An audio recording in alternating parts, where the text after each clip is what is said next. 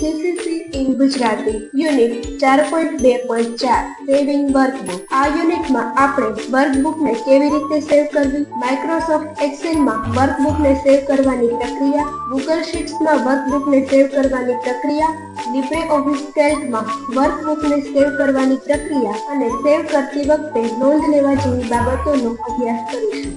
વર્કબુકને સેવ કરવાની પ્રક્રિયા. સ્પ્રેડશીટમાં કામ કરવાથી મહત્વપૂર્ણ છે કે તમે તમારી કામગીરીને સમયસર સેવ કરો, જેથી કોઈ પણ ડેટા ગુમાવવાનું ટાળી શકાય. વિવિધ સ્પ્રેડશીટ એપ્લિકેશનમાં વર્કબુકને સેવ કરવાની પ્રક્રિયા અલગ હોઈ શકે છે, પરંતુ તે અંદરના તત્વો સામાન્ય રીતે સમાન હોય છે. અહીં માઇક્રોસોફ્ટ એક્સેલ, ગૂગલ શીટ્સ અને લીબ્રેઓફિસ કેલ્કમાં વર્કબુકને કેવી રીતે સેવ કરવી તેની વિગતવાર માહિતી આપવામાં આવી છે. માઇક્રોસોફ્ટ એક્સેલમાં વર્કબુકને સેવ કરવી. કાર્ય પૂર્ણ કરો. એક્સેલમાં કામ કરતી વખતે ખાતરી કરો કે તમારે જે ડેટા દાખલ કર્યો છે તે સંપૂર્ણ છે. ફાઇલ મેન્યુ પર જાઓ. મેન્યુ બારમાં ફાઇલ પર ક્લિક કરો. 3. સેવ કરો. સેવ કરો વિકલ્પ પર ક્લિક કરો. જો તમે પહેલેથી સેવ ન કર્યું હોય તો તે સેવ કરે છે. જો તમે પહેલેથી સેવ કર્યું હોય તો સેવ એઝ વિકલ્પ પસંદ કરો. 4. ફાઇલનું નામ અને સ્થાન. ફાઇલનું નામ. વિન્ડોમાં તમારી વર્કબુકને નામ આપો. સ્થાન પસંદ કરો. તમે ફાઇલને ક્યાં સેવ કરવા માંગો છો તે સ્થાન પસંદ કરો. ડોક્યુમેન્ટ, ડેસ્કટોપ વગેરે. 5. ફાઇલનો પ્રકાર પસંદ કરો. ફાઇલનું ફોર્મેટ. સામાન્ય રીતે એક્સેલ વર્કબુક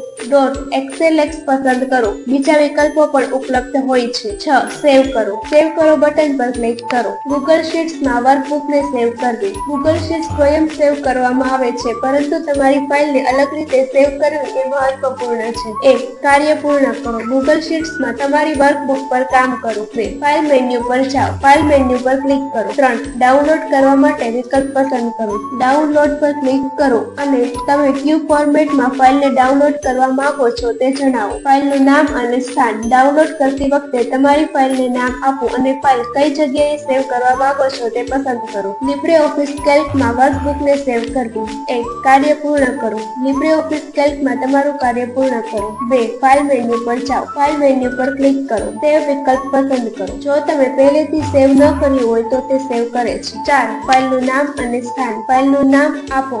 સ્થાન પસંદ કરો. ફાઇલ કઈ જગ્યાએ સેવ કરવા માંગો છો તે પસંદ કરો. 5. ફાઇલનો પ્રકાર પસંદ કરો. ફાઇલનું ફોર્મેટ .ods, LibreOffice અથવા .xlx એક્સેલ પસંદ કરો. 6. સેવ કરો. સેવ બટન પર ક્લિક કરો. સેવ કરવામાં નોંધ લેવાની બાબતો. નિયમિત સંગ્રહણ. તમારા કાર્ય દરમિયાન નિયમિત રીતે માહિતીને સેવ કરો, જેથી કોઈ પણ ડેટા ગુમાવવાની સંભાવના ઘટે. ફાઇલનું નામ નોંધનીય બનાવો. ફાઇલના નામમાં સ્પષ્ટતા હોવી જોઈએ, જેથી અન્ય લોકો તેને સરળતાથી ઓળખી શકે. બેકઅપ. મહત્વપૂર્ણ ફાઇલો માટે બેકઅપ બનાવવા માટે ક્લાઉડ સ્ટોરેજનો ઉપયોગ કરો, જેમ કે ગૂગલ ડ્રાઈવ, વન ડ્રાઈવ વગેરે. Thank you.